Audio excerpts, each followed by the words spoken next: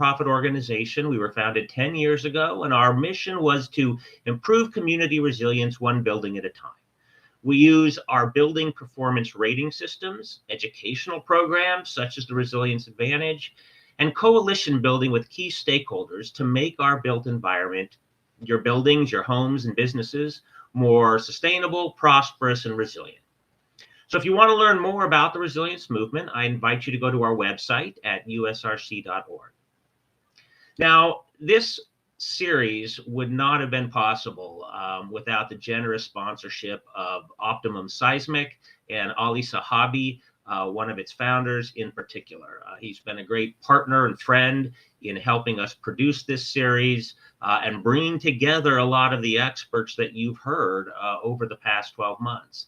And one person in particular that we're very grateful to have, in fact, she was with us at the beginning when we sort of launched this series back last October, is Maria Salinas, the CEO of the LA Chamber. And so I'm going to ask Ali to come on, say a few words, introduce her, and then we'll get to hear a few words from Maria.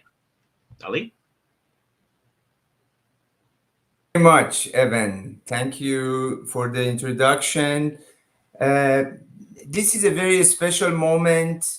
We are at the final episode of our first series of Resilience Advantage. This has been in the works for more than 2 years. And before I introduce our special guest, I want to take this moment to thank a few individuals that have really made all of these wonderful episodes possible for all of us. And particularly my members of my team, Tom Robinson and Andrea Aguilar. The two of them were instrumental. And on behalf of USRC, of course, Evan and his creativity, leadership, and as I always tell him, he's a special kind of an engineer. He's not, he thinks much more diverse, and he has even potential of producing films and movies. So, but because of his creativity, but him and Cheryl Rabanovich, who without their support, we wouldn't have really been able to make this series happen. Also, there is one other person, David Scharf. David Scharf is the owner of Compassion Unlimited. He's the producer, and he's the one of the first individuals that we talked about when we initially conceived this idea, and he's been instrumental every episode. He's been so we really appreciate his contributions, David. And without certainly without this wonderful team who spent hundreds of meetings, at least 2 that formally was set up every week throughout this last year and a half that we were in production. So thank you to all of you. With that, I want to introduce my friend and our special guest today, Maria Salinas. Maria is, as you heard, is our CEO of Los Angeles Area Chamber of Commerce. And there is basically a professional position that she has that amazingly respected in our business community, in our political community, and as the community as a whole. She's a very special individual. But one of the things that impressed me in these past couple of years, where we have been experiencing unprecedented times with this pandemic that none of us could have expected, is really speaks of her character and her why she is in the position where she is today. And that's normally when we have crisis, it's very easy to look the other way, forget about things, put things in the back burner. But I believe her true leadership, one of the examples was when we started talking about this to her and her staff before COVID. But when COVID happened, she saw the importance of staying on focus on this subject and why this is important, we cannot ignore. And she solidly stayed in support of our project. And that's why we're here today. That's why it's been successful time after time that she's been with us. And we really appreciate your participation. Thank you for your leadership. As a member of your board of directors, I want to let you know how proud I am of having you as our CEO. With that, I will turn it to you, Maria Salinas. Thank you. Th- Thank you, Ali. Thank you so much for those very kind words. Truly appreciate you as our board member and the great contributions that you have made, not only on our board, but to this region in really understanding and knowing some of the pitfalls that we can have, and the way you bring it to life, the way you bring it forward is just something that is a fundamental area that needs to be addressed. And the conversations from previous to COVID, where we talked about resiliency and the need to make sure that there was a proper safety net, you were right. You were absolutely right. And I think the experience that we've had with COVID has only showed us how important this topic is and how important it was that we continue to educate ourselves, to bring the experts forward, to bring this topic top of mind. Because if there was one thing that this health crisis showed us, is that we need to be prepared for the next one. And we need to be prepared and ready as a community. So I want to thank you for your leadership and for not giving up on the series and making sure. We're obviously very proud to be a partner with you. And Evan, thank you so much for your engagement on this. It's always wonderful to hear you speak about, shepherding us through this and what this has all meant. But for us at the chamber, I mean, certainly the lessons learned from the COVID pandemic, that it remains abundantly clear that we must be prepared for natural disasters in all the forms that they come in. This region, it's resilient and it's shown itself to be resilient. So we can't ease up on that fight to ensure that our communities and our livelihoods are secured, protected, and thriving. Los Angeles and the entire Southern California area is prone to unique concoction of natural disasters. We've seen our fair share of fires and floods, and of course, earthquakes. And then this past year with the health crisis. We know that if we are to thrive, we must prepare for the next natural disaster, whatever that might be. A natural disaster preparedness is not just the key to safety in our region, it's the key to a resilient economy. And over the past year and into the future, the Chamber will continue its focus on helping businesses in our communities become adaptable while reflecting on how we can be ready for the next inevitable emergency. At the Chamber, we know preparedness is essential, which is why we host a slew of policymakers in a variety of forums to discuss preparedness and all the systems that go around becoming a resilient community. We are proud of our partnership with organizations like Optimum Seismic to present these informational webinars like the Resilience Advantage, focused on earthquake preparedness. Particularly in LA, we must be committed to ensuring that our region has the relevant information from experts the resources that businesses can use to navigate the next disaster. So we're committed to doing our part to ensure that we have a resilient community. And we're so proud to be a partner with you, Ali, and all the work that has been done here. So thank you very much for having me. Maria, thank you so much. I really appreciated getting to know you, your staff, others in the business community in Southern California this year. It's been really refreshing to me to see the interest that the business community has in resilience, because it affects you, it's important to you, and thank you for your support. We've had a number of major partners that have really helped support and get the word out on the Resilience Advantage series. Those include, of course, in addition to the LA Chamber, the LA County Business Federation, the LA County Economic Development Corporation, and again, this wouldn't have been possible without Optimum Seismic. And we've had champions, many champions for each of our episodes who, again, have promoted it, have contributed great ideas on our panels.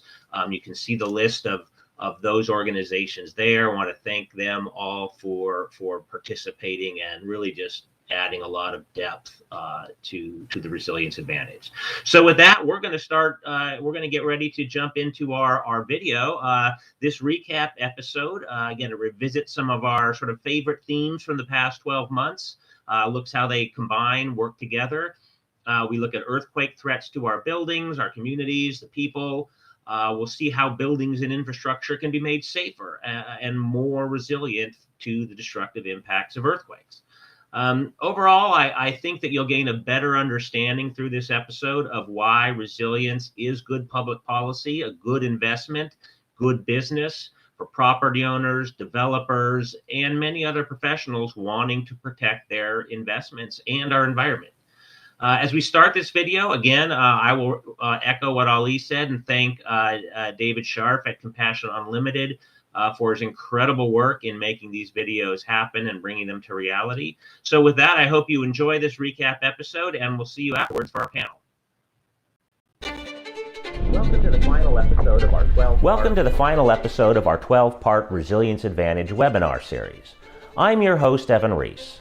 Over the past year, the U.S. Resiliency Council and our series sponsor, Optimum Seismic, along with more than 50 science, engineering, government, business, and nonprofit leaders, have brought you these programs to show how resilience has become an essential part of the movement to achieve sustainability, safety, and the protection of our economy in the face of ever-increasing natural disaster threats worldwide. The diversity of the experts and projects featured on the Resilience Advantage reflects how the performance of our buildings during earthquakes, hurricanes, floods, and wildfires affects everyone: building owners, tenants, our workforce, the financial industry, and our communities. The interest we've had in the Resilience Advantage over the past year, from the thousands of attendees at our webinars and viewers of these episodes, to the enthusiasm generated within the public and private sector, has demonstrated the power of the growing resilience movement that our series represents. We are re-envisioning what sustainability means and requires of the built environment. One of the key objectives of this series has been to deliver practical and timely strategies to make both our new and older buildings more resilient in ways that are both achievable and affordable. Given the advances in engineering and product innovation, being resilient just makes good economic sense. And with incentives that can spread the cost of retrofitting and performance-based design among all those who benefit from a more resilient built environment, the upfront costs don't have to come from just one source. When we launched the series in conjunction with the great shakeout at our press conference in 2020, our intention was to bring to light the knowledge of what resilience means and how that meaning has evolved. We looked at the common threads in different sectors that, when combined, showed a more holistic and more hopeful view of how we can achieve resilience and sustainability, no matter what the threat. In this episode, we will share some of the many highlights for the past 11 months and show how each episode came together around the theme of making our world more resilient.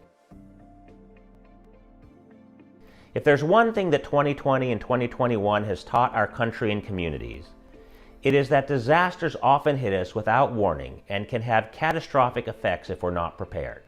The COVID pandemic, wildfires in the West, hurricanes in the South, and record floods in the Northeast have made it abundantly clear that, as we've said many times in this series, disasters are a matter of when, not if. And if it's a challenge in California to imagine how we can prepare for the big one on the San Andreas Fault, imagine if the threat came from an unanticipated source. The state is laced with many faults of many orientations. To pull one out of a hat that would be important, the Newport Inglewood Fault, which gave us the 1933 Long Beach magnitude 6.5 earthquake, that ruptures all the way through central Los Angeles, right up to Century City and Beverly Hills. And there it joins the Santa Monica Malibu Fault, which heads west, and the Hollywood Fault, which heads east. The consequences of even a small earthquake on those faults is much higher than the San Andreas. With San Diego having a longer fault rupture potential, we're now looking at earthquakes that are going to impact not just communities, but regions. And those regions are going to be stretched not only in damage, but also in response. Resources are now going to be taxed when the community that's been affected is much greater. No matter where the threats come from, we have to ask ourselves, are we really ready? You know, there's something fundamentally challenging about being ready for natural disasters. They happen in human history on a longer time scale than we're used to managing. We go through this cycle again and again of preparedness, mitigation, response, and recovery. The worst thing after a disaster is knowing what you should have done and didn't do beforehand in order to lessen its impact. You're asking people to think about things that they don't like to think about, and especially when they think about their property, which is usually their largest financial asset, and that it might be at risk or exposed in terms of seismic risk.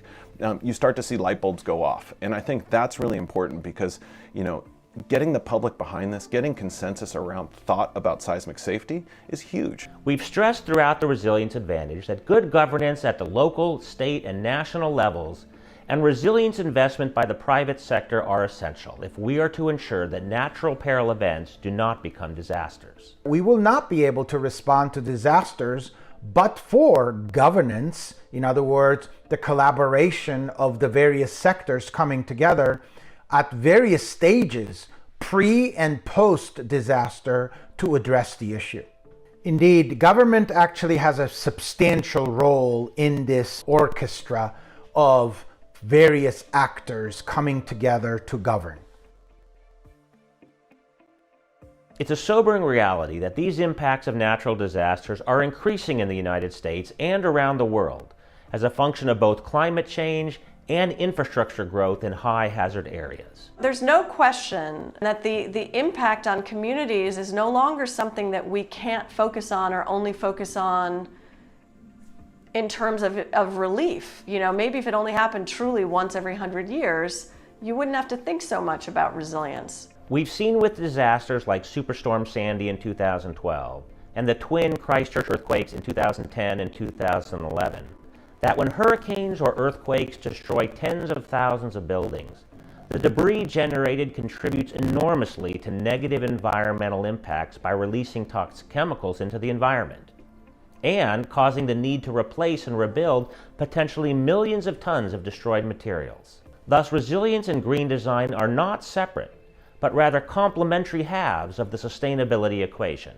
There's a Venn diagram of sustainability and resilience, and I think there's a significant amount of overlap. To me, in order to be a truly sustainable society or have a truly sustainable building, that means that it's resilient. That's how it's going to be sustained long term.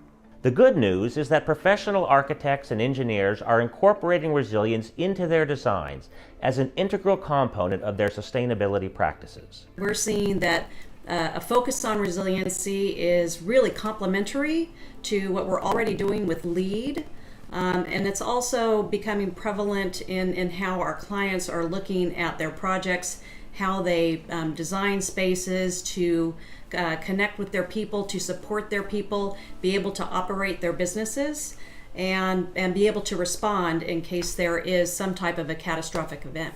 One of the key objectives of the U.S. Resiliency Council is to communicate to the public and building stakeholders that the engineering science behind resilience is mature and capable of making our new and older building stock better able to withstand the current and future risks of natural hazards.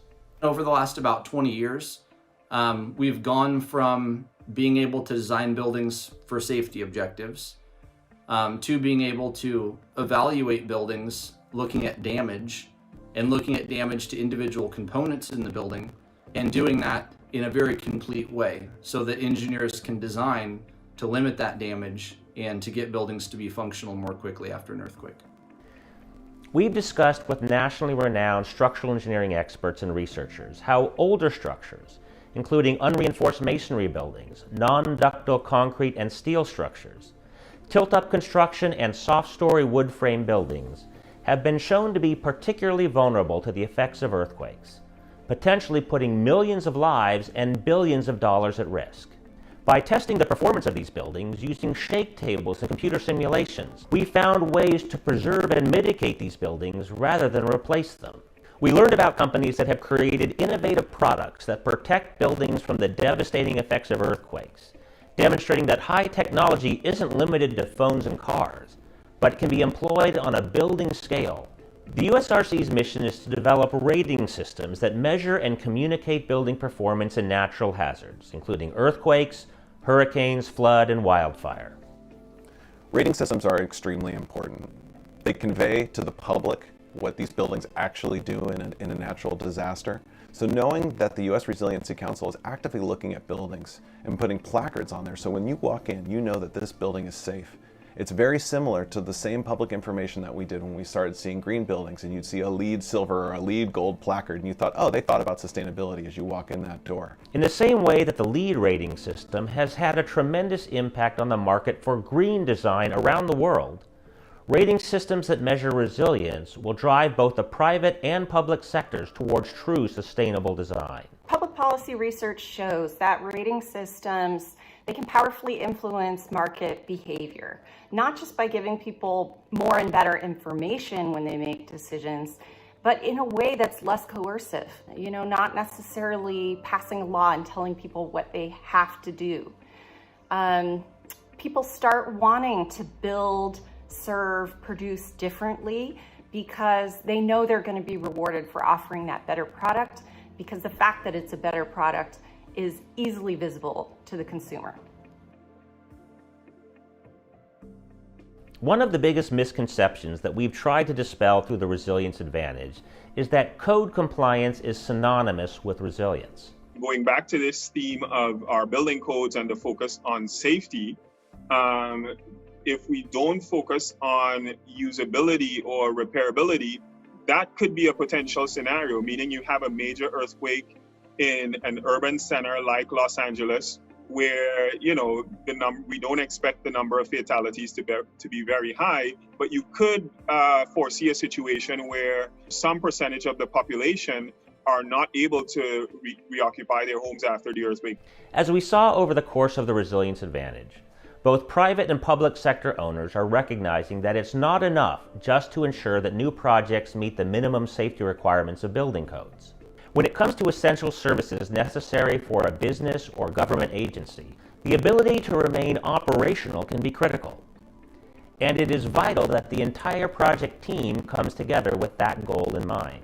An example of this type of collaboration occurred with the Clifford B. Allenby building in Sacramento, a new office building for state employees that will be providing essential services to communities after a disaster. Everybody got on board really quickly. I think the contractor was really excited to be involved in this, really excited to be able to build a building that is resilient and be a part of that, sort of pushing the industry forward in that direction. The architect also was very excited about it too. ZGF is a leader in their field and they're trying to push the sustainability forward, and I think them understanding that this building was going to perform after a large event sort of plays into that long-term sustainability goals of the project that maybe couldn't be sort of quantified in any other way. Another misconception is that resilience is only accessible to the wealthy or to large companies that can afford to invest for the long term.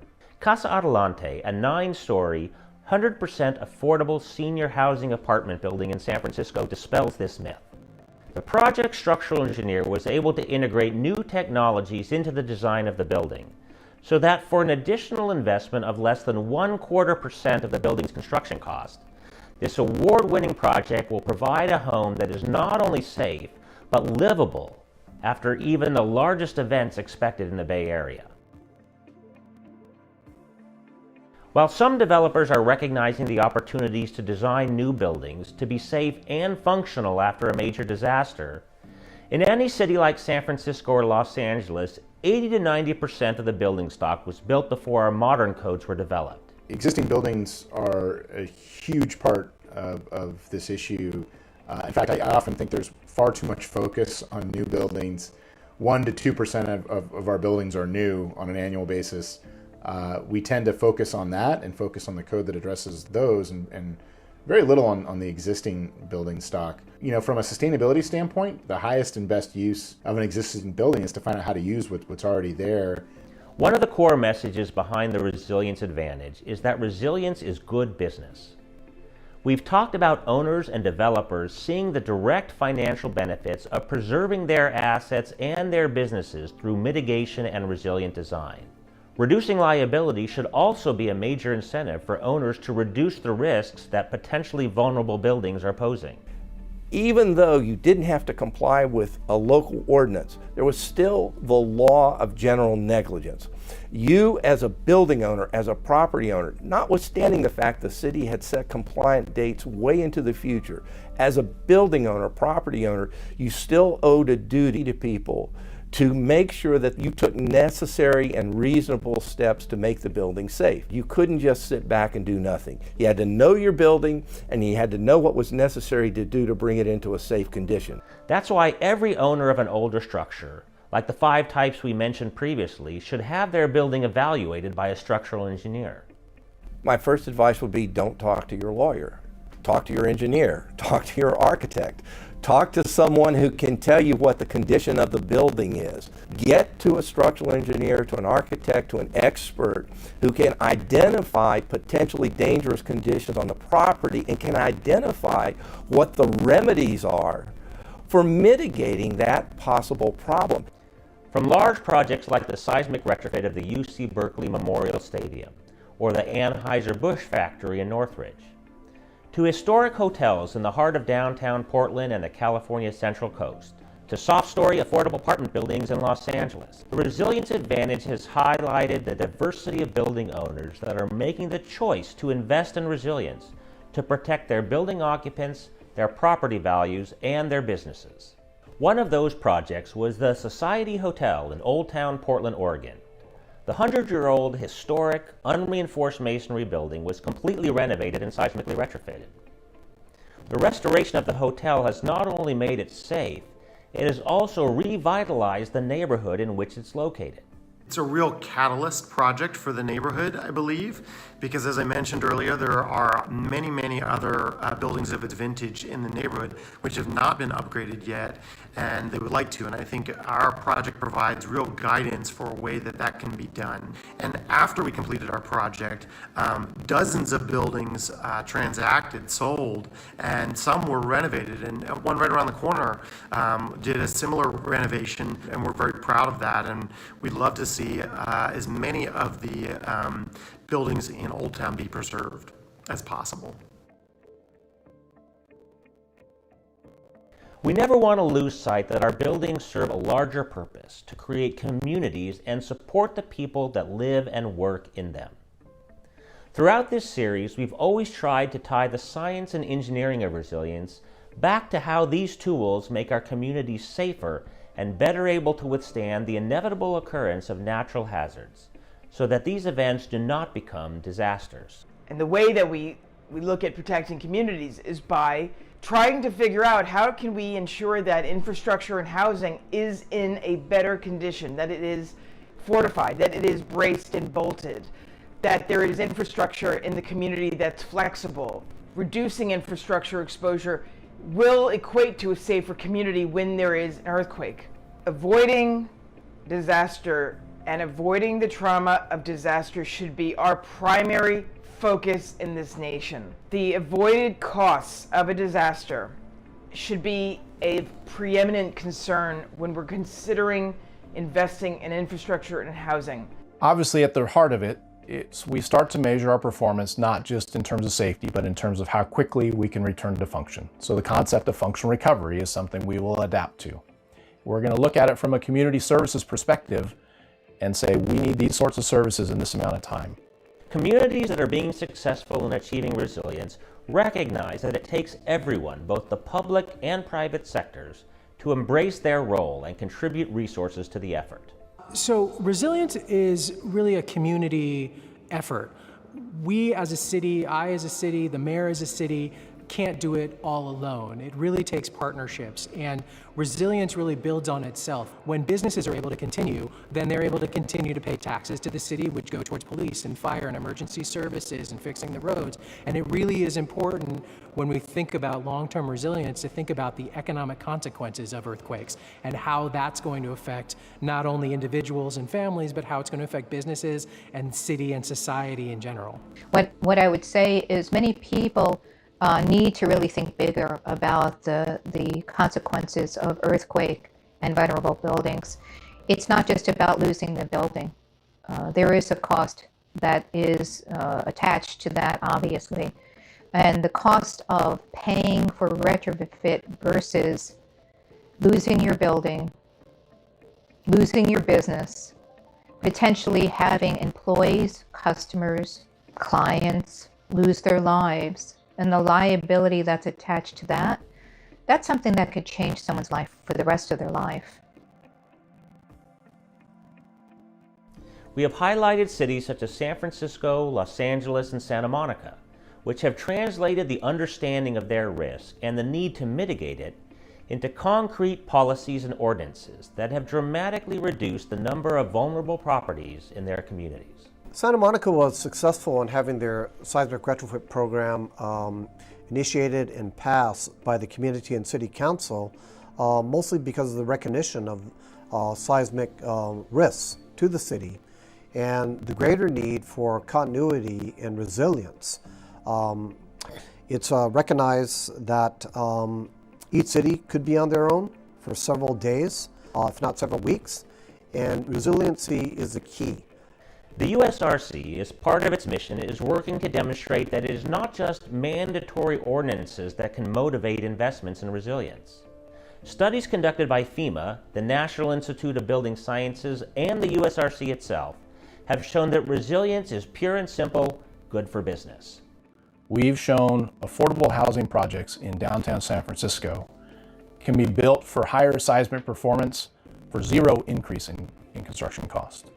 We've shown how projects throughout the West Coast for schools, for other institutional facilities can be done for higher seismic performance for 1% or less increase in construction cost. Don't fall into the trap of thinking this higher performance comes with a big price tag. Retrofits of existing vulnerable buildings ultimately make our built environment safer and protect our economy. The National Institute of Building Sciences found that investments in better than code design or in hazard mitigation returned between $3 and $13 for every dollar spent in terms of property and lives protected and the social and economic preservation of our communities. The good news is that thanks to engineering innovation, achieving resilient performance of our new and existing buildings is both practical and affordable. Whatever measure you use, the benefit is clear. When a building is made more resilient, the benefits ripple out beyond just its owner and tenants, including the lenders and insurers and the community at large. That's why the USRC believes it's essential that these larger groups of stakeholders who benefit from resilience contribute to investments in it. This is echoed by our business leaders. Well, I think one of the ways that we're going to get our businesses to actually retrofit is finding incentives. You know, whether it's a private-public partnership, or it's a city-funded program, or it's coming from some of our larger utility companies, or, and I think that's the most important thing right now is to create support so it does happen. If there's a way to fast track the permitting that shows a public and private partnership where the city acknowledges that they're making these changes because they're creating safer buildings for the community, safer buildings for employees, safer buildings in our city, that there really shouldn't be red tape there or long drawn out processes. Preparation and resiliency has never been more key to our business community's survival. We must be resilient to ensure our buildings stand, our economy hums, and our employees are safe, first and foremost. We must safeguard our investments, our region, and all who live right here. When a building collapses during an earthquake, an owner or a lessee is left with no operating business. The communities face further extensive economic damages, and workers lose their livelihoods. These impacts of these events can be prevented, and that's why we all stand here today. Despite the challenges of producing the Resilience Advantage series over this past year during COVID, meeting even virtually with so many experts in the field of resilience and moderating some fantastic panels during our webinars has been one of the most rewarding experiences of my career. I'd like to personally thank all of those that have been part of making this series a success, including our major partners, panelists, the series producer Compassion Unlimited, and our series sponsor Optimum Seismic. We hope that through this series you've gained a better understanding of why resilience is such a vital priority for our communities and our businesses, particularly now. What we've been able to learn and share is that we must all be involved in making decisions that impact our resilience. When individuals and groups work together, change can happen. And change can happen in any cities or estates across the country when the knowledge is shared and a path forward is clear. I hope that you'll reach out to me through the U.S. Resiliency Council to discuss how you can be a part of this growing and powerful resilience movement. To me, the themes of the Resilience Advantage can be summed up in the USRC's E4 principle: engineering in the service of equity, the environment, and our economy. We're pleased to announce that beginning in 2022, we plan to continue with new Resilience Advantage programs focused around this principle, with different and innovative ways to communicate, including podcasts, webinars, and yes, in-person events. Thank you for joining us, and we look forward to seeing you again next year as we continue on the path to a more resilient future.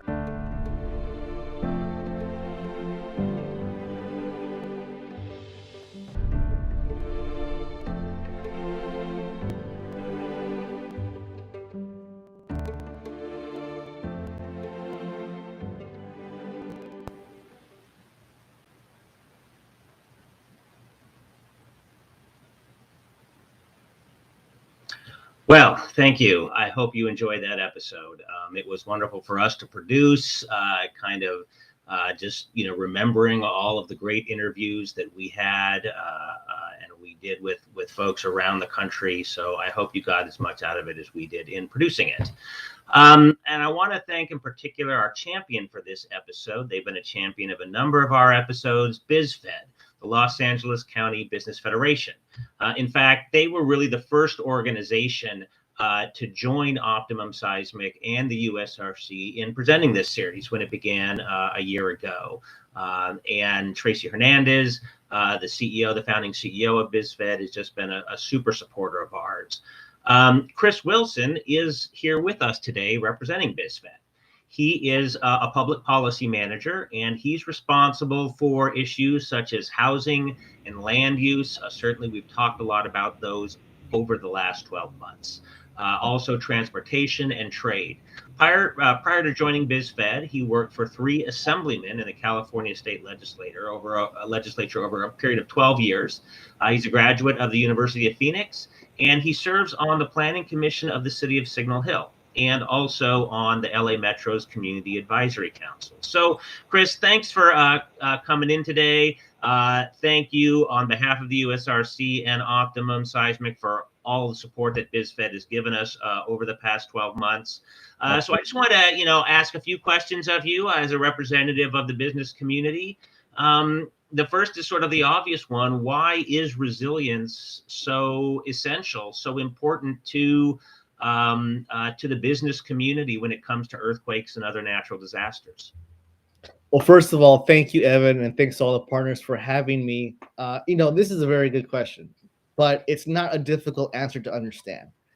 Many vulnerable buildings house our businesses, our workforce, and our valuable equipment in our inventory.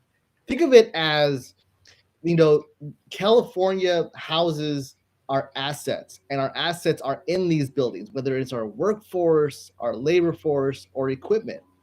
So we need to make certain that these buildings continue to stand and operate following an earthquake. And we have to do our best. BizFed believes that the best type of action is being proactive and not reactive. It's something that, over the last 12 years of working for the legislature, I've learned that the legislature often waits for crises to happen versus us, being more proactive. So we can no longer kick the can down the road on important issues like this, like resiliency, because one day there may not be no can to kick. So, BizFed believes this is the top of BizFed's priority. It continues to be, and we want to thank organizations like Optimum Seismic and the USRC for just being front and center on this. Chris, thanks. We have tried to stress in this series over and over that earthquakes are a matter of when, not if, in California. We often, though, get sort of if something isn't happening right up front, it tends to be back of mind. I was fortunate, I guess you call it fortunate enough, to be at the World Series in 1989 when we had that earthquake. So there are certain things that get seared into your memory so that you never forget what they can do. Just last question, what are some of the things that you can envision the business community doing or promoting or learning more about to help improve the resilience of their own businesses or their members if you're an organization like BizFed? I think that the number one thing we could do is just really educate our decision makers at the federal level, at the state level, because this needs to be on our radar. Look, I get it. Having discussions about earthquakes and natural disasters, they're not exactly dining room type of conversations that you want to have that makes people smile. But it's something that we can't just turn, like you said earlier, turn a blind eye to. We have to be able to provide incentives. We have to be able to educate our workforce on the importance of this, because as said before, this is the safety of our employees. I believe that you heard earlier in the video, our CEO, Tracy Hernandez, mentioning that, all this inventory are our assets, our workforce, our actual cost of goods sold, things that we export, import through the ports of Long Beach and LA, which are 40% of our nation's line, which we're in a crisis right now. So we can't wait for, important crises to happen. We need to be able to head them off at the past. And so making sure that businesses and organizations like Optimum Seismic has the incentives, has the tools and less rules to be able to produce in California and to protect these types of buildings, especially as housing development goes up, buildings go up, making sure that we have a strong workforce and a strong incentive for businesses to be able to carry on is very, very crucial in California. And it's something that BizFed can't stress enough. And that's in our DNA. And we appreciate other organizations on this call, the Chamber, Optimum Seismic, BizFed, who really gets that. And we have to make sure that we educate other folks to be able to make sure that it's on their radar too. Our emergency is here and our urgency needs to be now.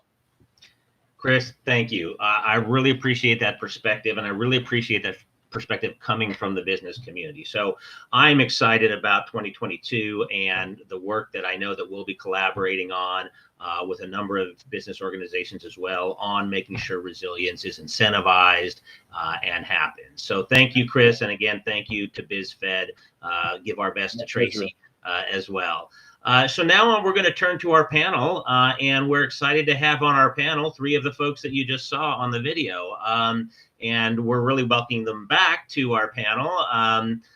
They've been on previous webinar panels, and I'm really excited to sort of hear their reflections about this past year and how it kind of all comes together. Our first panelist is Aaron Gross. He is the Chief Resilience Officer of the City of Los Angeles, and he's been a great supporter of the work we've done and really a great voice in the South, in Southern California, for why resilience is important. Ben Stapleton is the Executive Director of the U.S. Green Buildings Council, Los Angeles, and also has been someone who's really been focused on tying all the pieces together. You heard him mention in the video about this sort of Venn diagram of sustainability or green design and resilience. And that's just so meaningful to this idea of it's not one or the other, it's combining them both. And then Cheryl Rabinovich, who is the U.S. Resiliency Council's Director of Strategic Communication and really an expert in public policy. And she's been kind of essential throughout this series in always making sure that we have there's a theme, a strong theme running through what we do that connects all of this engineering and science and construction to the actual people that are living and working and benefiting from buildings. So thank you to our panelists. I'm just going to kick it off. You heard me mention at the end of the video how the USRC's sort of guiding principle, one of our guiding principles is engineering in the service of equity, the environment, and our economy. So I'm going to ask some questions kind of focused around those 3 areas. We're going to start with the environment, actually. So Cheryl, people don't like to hear bad news. I mean, we've tried, you said it on the series, we've tried to present the realities of natural hazard risks, but also provide practical and effective strategies to manage them. So, you know, we've just had COP26 that has talked about the sort of inevitable path that we seem to be headed down in terms of having to address climate change. Do you think that the public is sort of closer to an inflection point, if you will, about their willingness to accept the reality of the damaging effects of climate change and earthquakes and invest in making changes to address those? Yes, Evan, thanks for asking. I mean, I really think so. If advocates keep pressing and reaching out to more audiences and pointing out the similarities and connections between climate risks and other types of natural hazards that, you know, humans have less effect on the cause, but they have a lot of effect on the impacts. So as I see it as a public policy professional, you know, climate change issue is like 20 years ahead of us on earthquakes. The science says it's truly happening, it's accelerating, and now it's visibly having impacts that are felt by many. And it's hitting home emotionally and financially in ways that we, you know, were only imagining, predicting 20 years ago. With earthquakes, you know, we have a body of ever accumulating science that says it's truly going to happen somewhere where it is going to affect you, even if it isn't in your town, because what happens in Long Beach affects me in El Cerrito, you know, and that time when that effect is coming is getting closer, not farther away, because it's been a long time since these events happened and the earth is still accumulating stress on those faults.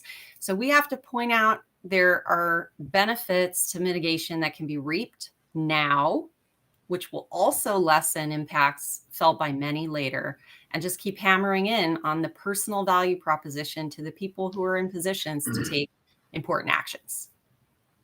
Thanks, Cheryl.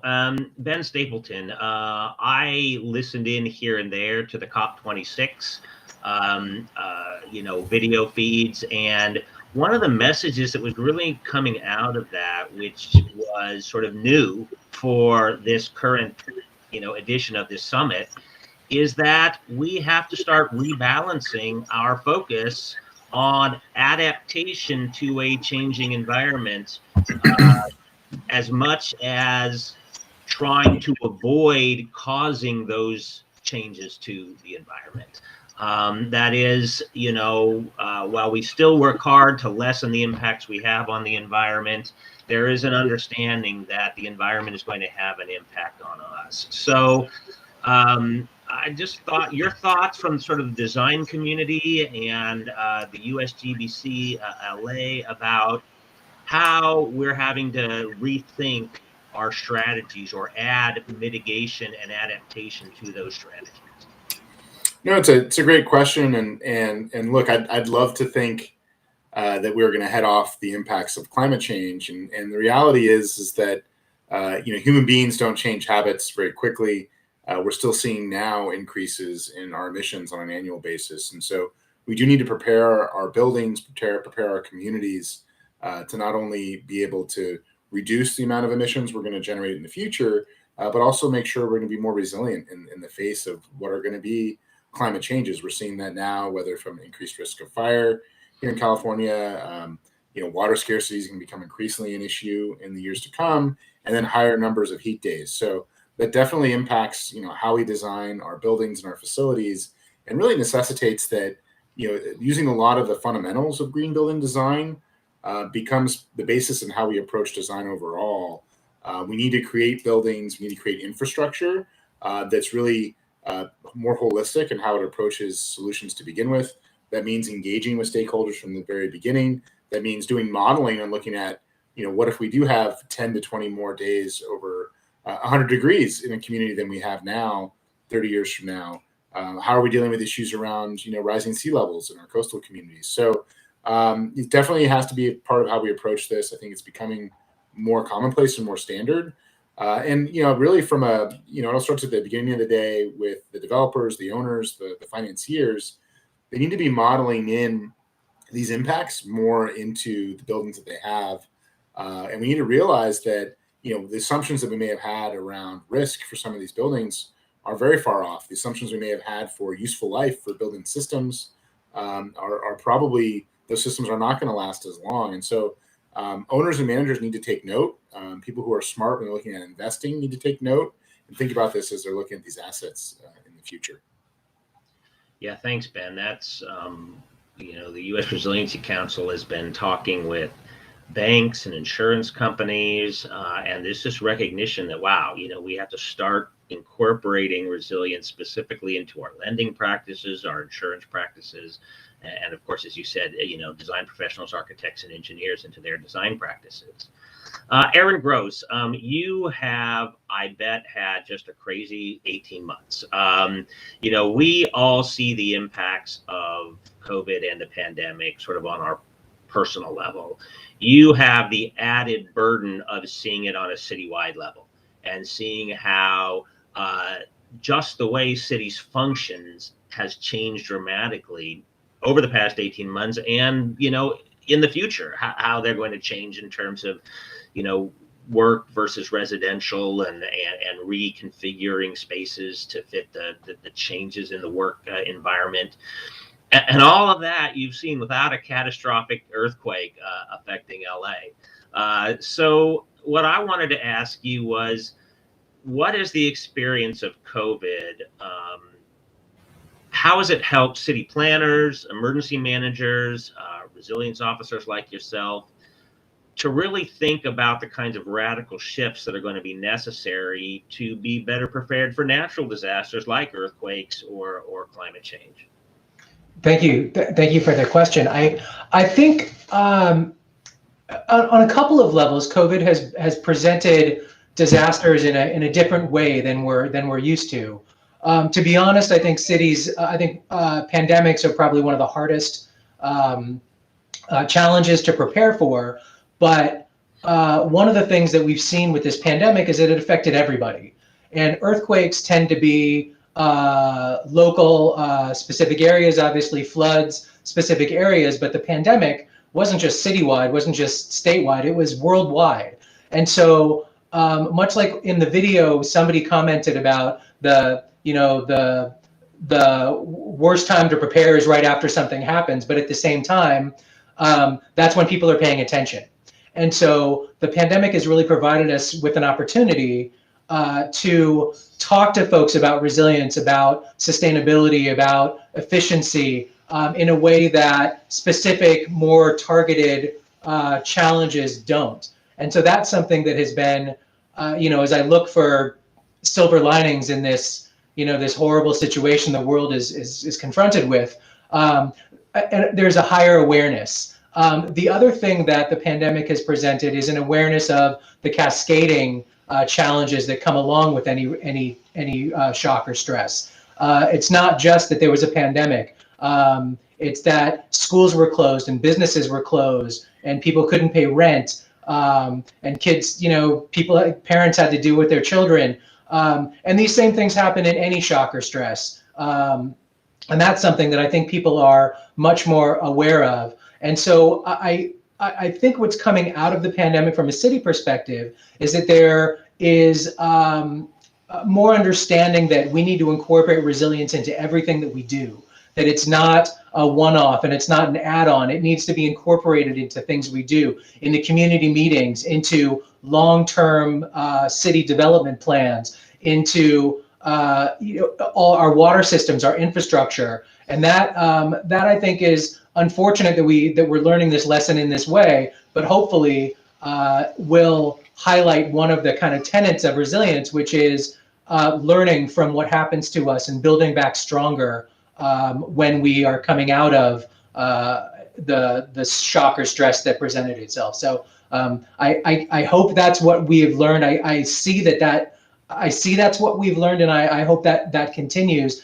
And I plan to, not only as a city, but with all of the partners that you mentioned, all the partners on this webinar, all of the partners that that we continue to partner with, that it is an effort that we all have to engage in.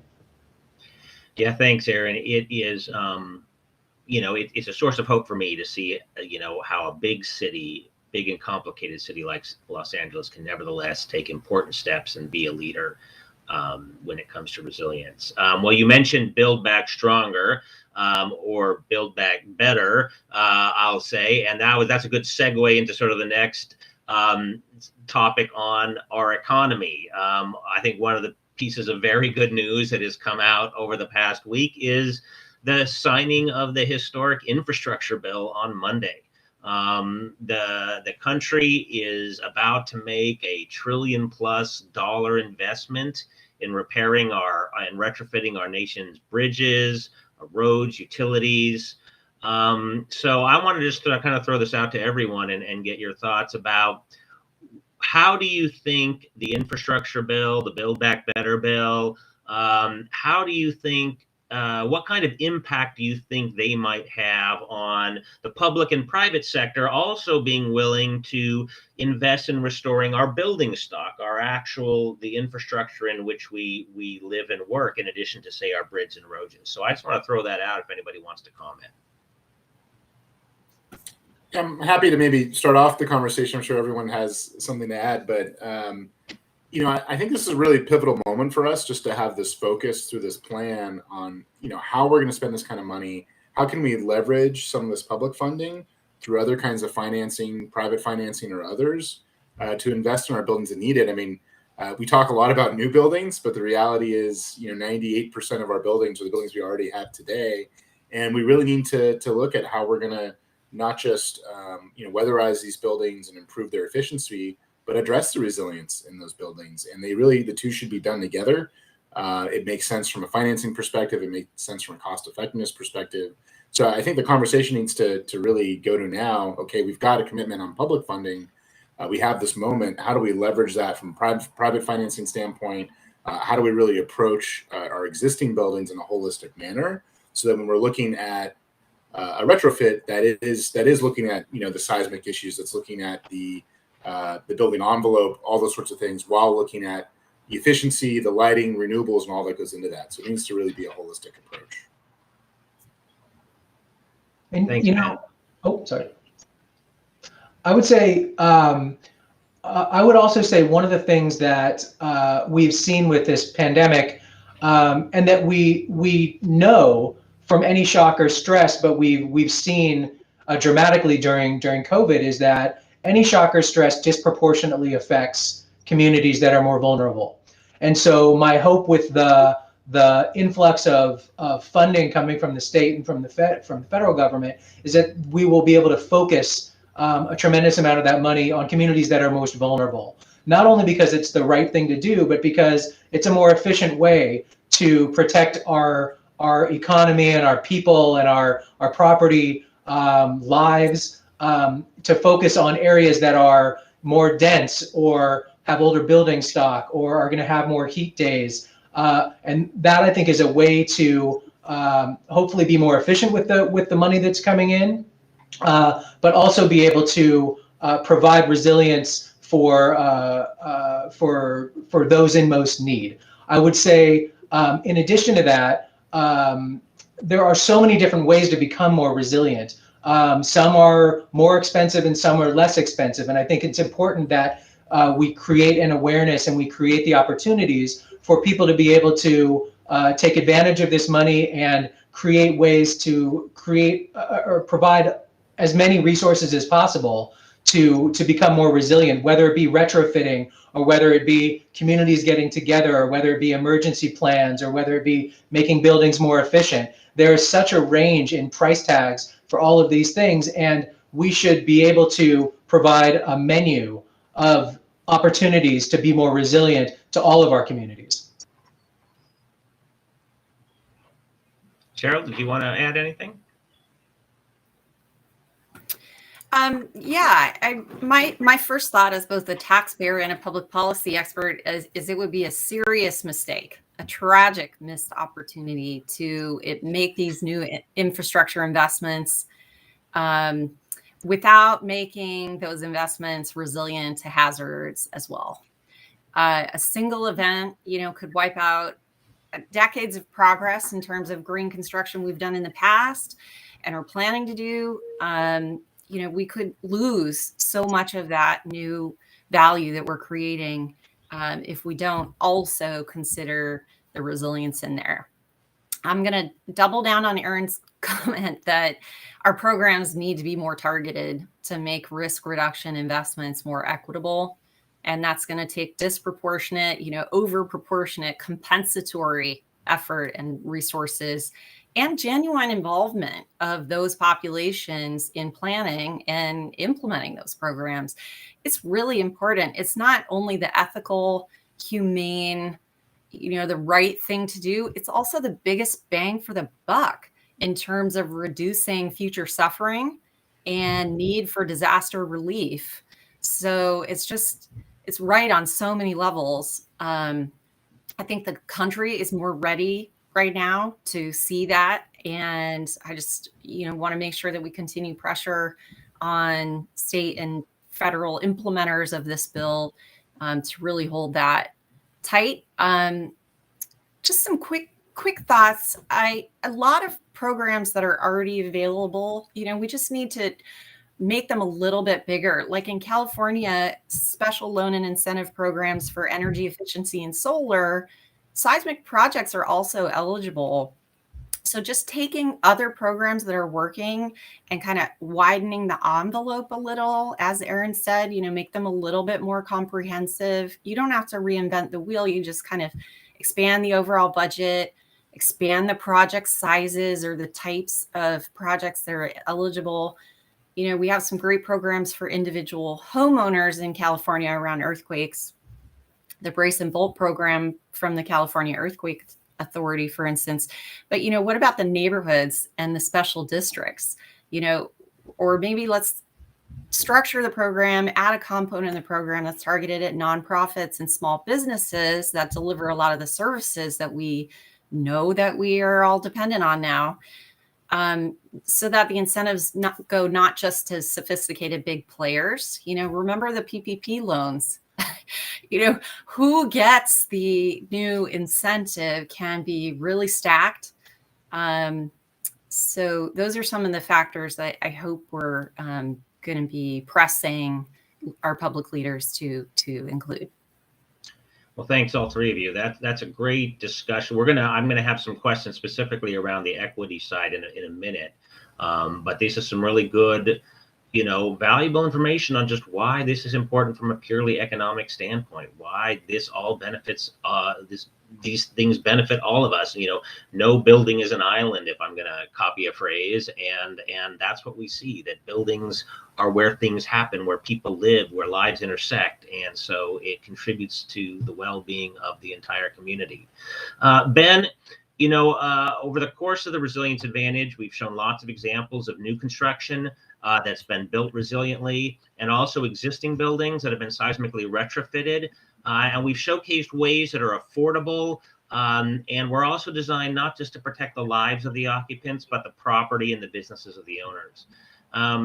As a structural engineer myself, I can speak with some understanding of the fact that engineers and architects still often find it hard to be the ones out there making the case for resilient design, or to have those conversations with their clients. I'd like your thoughts, because you're in that environment now, particularly with your work with the USGBC LA. How do design professionals do a better job of starting these conversations with owners and stakeholders about the value of resilience?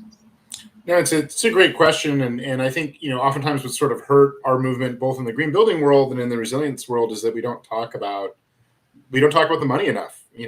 Things need to be cost effective from the beginning. We need to talk about ROI, and the reality is that the framework that we use to look at ROI in real estate in general and in buildings today isn't really taking into account all the factors, right? And I think we've learned some of this through the pandemic over the last couple of years, and being more aware of the environments that we're in on a day-to-day basis. But when architects and engineers are approaching clients, they need to start with, look, I'm trying to create the most valuable building for you on a long-term basis, and here's how we do this. We look at the sustainability of the building, we look at the resilience of the building in the face of climate change, in the face of natural disasters, and we look at the performance of the building in terms of the people in that building. How are they going to be most productive? Are they going to have the right amount of ventilation and access to natural light that's going to make them healthier, more productive people when they're in these buildings? Because we're not taking into account the health impacts of our environment on the people in the space. That value is not reflected in the buildings. It needs to be more taken into account and reflected in the rental rates that we're getting for apartments, the rental rates we're getting for office space. So that part of the model needs to shift. And also the long-term value of the buildings. This is part of the value of having a LEED certification or an Envision certification from ISI or another institute. Is these certifications are marks for people who are investing in assets that, okay, this is going to have a longer term asset value. And there's data to back that up that say this asset's going to be worth 5 to 10% more over time. It's going to perform better. And so architects and engineers need to talk about the money part of this up front, just as much as they're talking about, oh, this is the right thing to do for these reasons, from a performance standpoint, or because this is the latest and greatest technology. That really needs to be a central part of the conversation. Great, thanks, Ben. Yeah, I agree. And hopefully we've been able to show a bit through this series that the science is understandable. We've tried to make the science understandable to the audience. So if we can do it, engineers and architects should be doing that as well. Aaron, you mentioned this a little bit previously. Everybody thinks of, well, coming from Northern California, we call everything in Southern California LA. So I apologize to the 88 other cities, or the 87 other cities in the region for that. But that's sort of my point, is that, there are a lot more cities in Southern California than just Los Angeles. And LA is really just one of the few, actually, that's enacted seismic retrofit ordinances for vulnerable building types. But we also know that while we see the lines on the map, earthquakes don't conform to city boundaries, and neither does our economy. Our economy, obviously, it just spreads throughout the whole region. People work in one city, live in another. There's trade between cities. So, but as the leader, and I could say that I could ask the same thing, say, of the city of San Francisco up here in the Bay Area. How does the city of LA envision itself as sort of a leader in promoting resilience across the entire Southern California region, and in particular, as we get into the equity discussion, particularly helping cities without the kind of resources that LA might have. How can they achieve the same kinds of successes? No, I think that's a really important question, because as you mentioned, disasters don't care about city lines, don't care about who lives where and what streets you have to take. And I think that's an important point, because as I mentioned with partnerships, there's not one entity that can do this all together. I'm sorry, not one entity that can do it by itself. You mentioned COP26. Mayor Garcetti has actually just got back from COP26, talking about on an international level about the things that we need to do to make for a more sustainable and resilient world. But he also understands that it needs to happen at the local level. And while the international community is talking about lessons learned and what best practices are, we need to do that at the local level as well. Los Angeles has this amazing ability because we have so many resources, such a giant city, and we've tried to be innovative with partners and tried to incentivize innovation, but that innovation needs to go beyond the boundaries of the city of Los Angeles. Mayor Garcetti, early in his term, brought together all of the mayors, all of the 87 mayors within the county of Los Angeles, to talk about issues that cross boundaries: poverty, resilience, water politics, economic development. And I think resilience is absolutely one of those things that if a city has a good idea, we need to share that, and we need to provide information, help other cities understand not only the importance, but also how they can learn from the lessons that LA has experienced. LA, as an international city, we love to be on the forefront. We love to be a leader. But it's not just leading to lead, it's leading to help solve problems in Los Angeles, but beyond Los Angeles. And we have relationships with cities locally, nationally, and around the world where we share best practices, whether it be C40 or the Resilient Cities Network or the Climate Mayors. That is important, that those partnerships and those experiences and those successes and failures are shared and discussed, so we can be more efficient with the solutions that we have for everybody. Thanks, Aaron. Thanks very much. This discussion of equity, you can see how it has so many different components. We have traditionally populations that are underserved, that are more vulnerable to the effects of natural disasters. We also have communities that are smaller, less able to provide resources on their own. And we also have small businesses. So actually, Ben, I was going to ask you a bit about this. When it comes to green design, LEED and U.S. Green Buildings Council and all that, there can be a perception out there that it's great if you can afford it. You see headquarters buildings and big city buildings and all that getting their LEED Gold and LEED Platinum ratings. But, for a lot of small business owners, that just doesn't pencil out sometimes. FEMA did a study, and it said that when it comes to resilience, they said that 40% of buildings or businesses that close during a disaster never reopen. And of course, most of those are small businesses, mom and pop businesses, that kind of thing. And gosh, we have seen how the pandemic's effect on small businesses has been so profound. How do you extend this idea of equitable access to resilience to our small businesses as well as our vulnerable population? So let's talk about small businesses.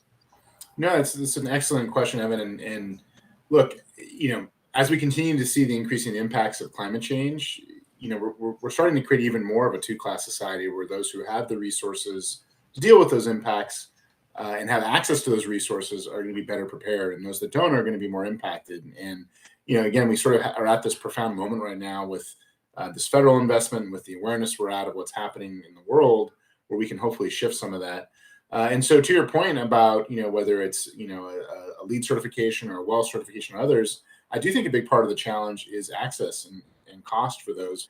And I think what we have to think about is we need to make sure that equitable access is there to the principles of these certifications, and that we're implementing the principles of these into policy, into codes and standards. Oftentimes people ask me, should I get a LEED certification for this project or that project? And my answer is, well, is it going to have value for you from a branding perspective, from a marketing perspective, from a perspective of when you go to sell this asset, being able to show that level of value. But that's not needed for everyone. And as an example, we launched a program last year called our Healthy Building Alliance, which is a commitment, not a certification, to 5 simple principles around occupant health. We did that as an equity issue because we found a lot of people were struggling with how to have healthier space during the pandemic. And there's no way they'd be able to afford a certification for their space, hire someone to go through that process, or for them to spend the time. But we need to get the awareness, the principles, the education of this kind of stuff out there. Once people have knowledge, they don't unlearn things.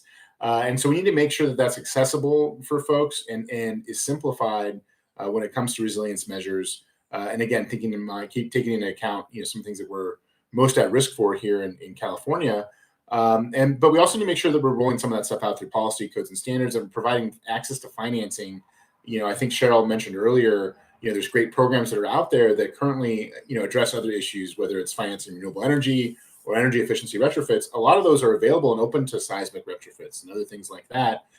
We need to make sure that financing and that awareness around that financing is really extended, and that the mechanisms are there for access from a policy and code standpoint. It's actually a question we've gotten from our audience about, getting the government and businesses to really take resilience more seriously. It's no secret that we live in a very polarized public policy setting. It is difficult sometimes for us to agree on anything, it seems. So Cheryl, I wanted to ask you, in your experience, and what kind of ideas do you have about the most successful ways to motivate positive change around resilience so that all of the stakeholders see this as not competition, but as a win-win? So maybe you could talk to that a little bit. Sure. I'll start with kind of the personal and business side of it first and circle back to government like you were talking about if we have time. But I mean, the best thing in communication, in convincing and persuading, is to start where the other person is. So what's in it for them? And you can't really understand that without going to talk to them. So there's a communication, a relationship building, a discussion, a two-way discussion. It doesn't work to just come in as an expert, I've got the solution for you. You have to arrive and say, what are you worried about? I've got something I can help you with one of those worries, and let me, does that work? How can we make that work? We try to do that in this series, try and go meet people where they are a little bit more, talking in plain speak, making it virtual and on demand and free, and a lot of involving a lot of different voices. So it's less technical. But I hope that you all stay tuned for what the Resilience Advantage has in store next year, because we were very limited by the pandemic and kind of how we could do outreach around these messages right now. But we're going to try some new ways next year in our next phase and try and do more of that two-way communication that I think is so essential. If I had just 2 pieces of advice, one is, start small and start cheap with mitigation.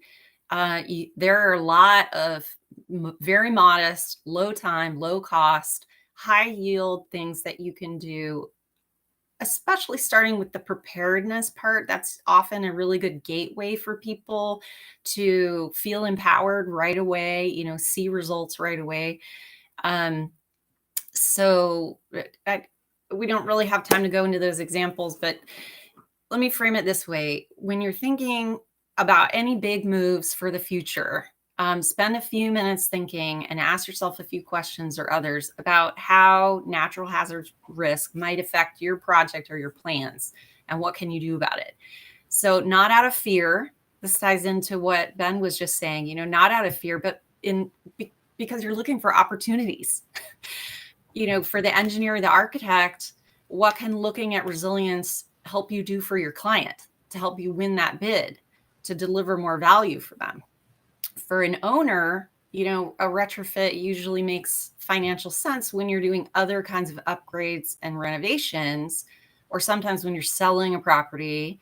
Well, why not invest a little bit more upfront by handling seismic or in combination with some of the other issues, and you immediately increase the value in your rents and marketability, safety, you know, how long it's going to be until you need to do the next renovation, and the functionality down the line, and reduce your liability. You know, there's so many wins, immediate and long term, that can come from making that little bit more investment upfront. And for a retrofit, sometimes that can be tough. It doesn't pencil out unless you include those broader benefits, you know, unless you're thinking about the neighborhood around you and how they're thriving because you did a renovation helps you thrive down the line. So unless you consider that, you know, kind of triple bottom line, not just your own bottom line, that can really help you see the benefits.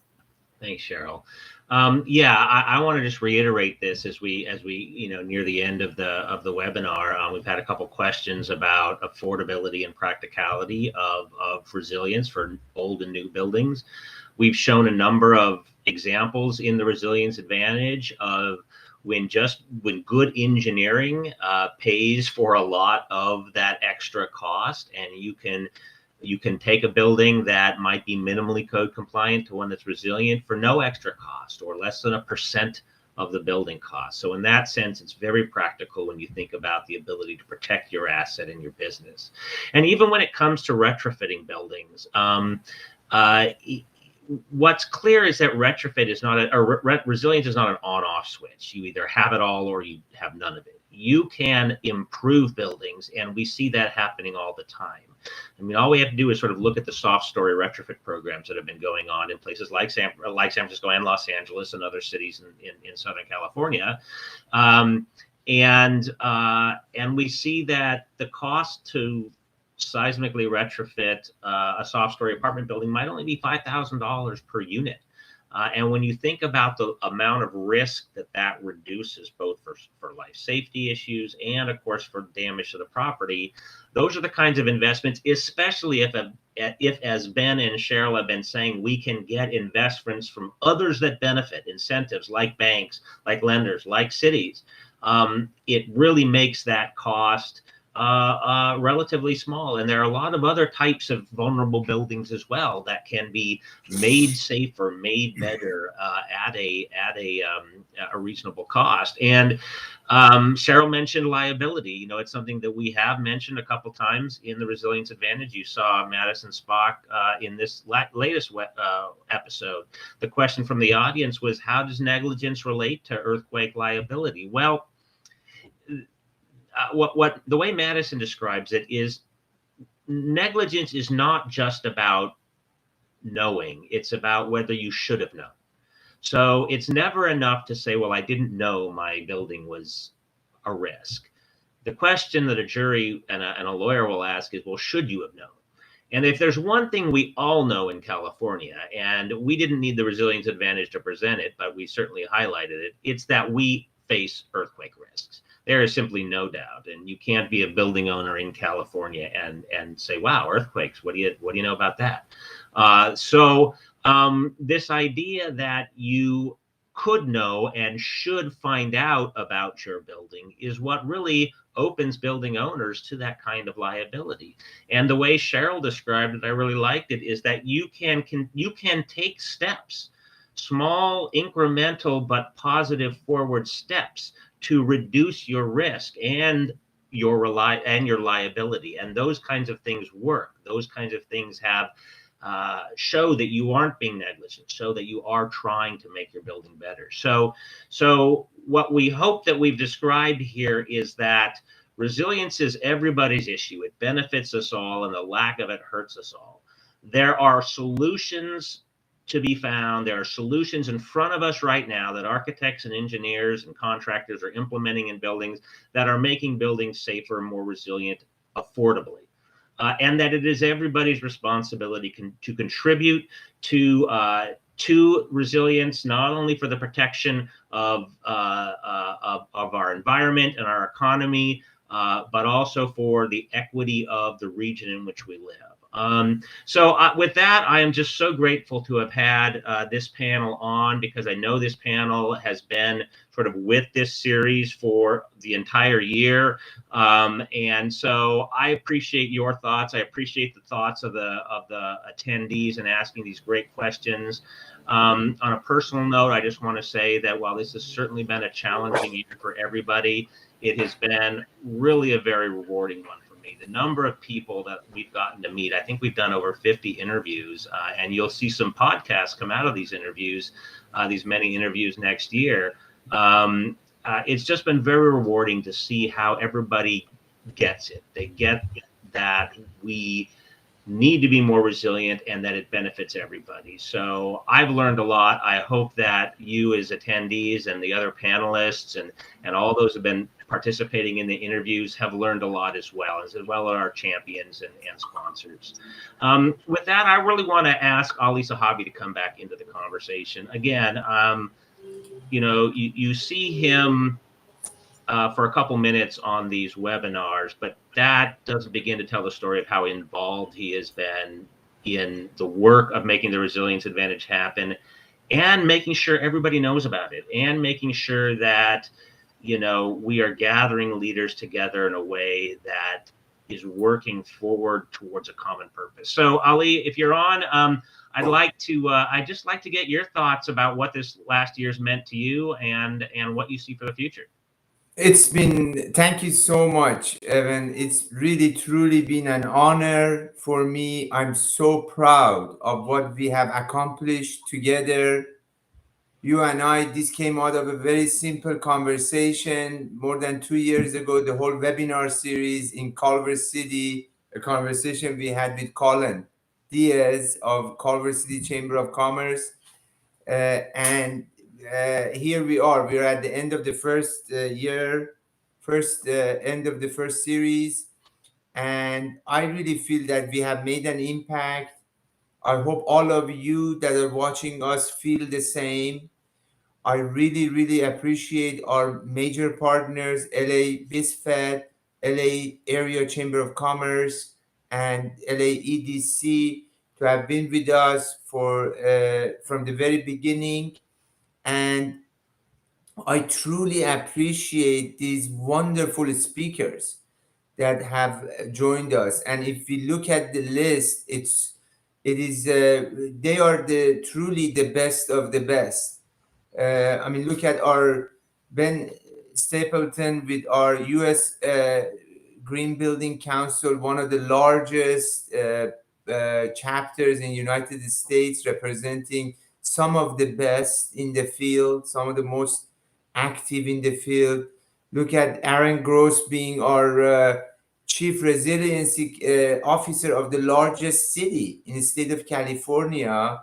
And the list goes on and on and on. Of course, Evan and Cheryl that really have been amazing to really so thoughtful to bring so many important things and present it in a way that is constructive for our future as a whole. So I really am proud of having had the opportunity to be supportive of these efforts and be part of it, and all of the other our partners that continuously every month we approach them, they still with full-heartedly communicated our message and invited their members, and we're really looking forward to continuing this effort. And we will be communicating with all of you regarding our efforts, continuing with USRC and the commitments that we have made on behalf of Optimum Seismic to do this work. And then until we have and we see that some of the other parts of our communities that haven't been able to follow through with some of these thoughtful as much as they want to. So we're going to try to be there as much as we can. And at this time, then I turn it back to you, Evan. Thank you so much. Thanks, Ali. Thank you again for this series. And again, thank you to our partners. We've mentioned them, Ali mentioned them. They have been great contributors, not only to the content that you've seen, but also to the promotion of the series. I am asked from time to time about membership in the USRC. We are a nonprofit organization. 501c3 tax deductible. We would love to have you join the resilience movement by becoming a member or supporting the USRC in any way that you can. And as Ali has hinted, this is not goodbye, but so long for now. I hope we all have a wonderful Thanksgiving and a wonderful holiday. But we will see you in 2022 with some great new ideas and new thoughts and content. And we can't wait to continue this discussion with all of our stakeholders, with all of our partners about how to make our community and our world more resilient. So again, thank you all for coming today, and thank you all for your participation in the Resilience Advantage.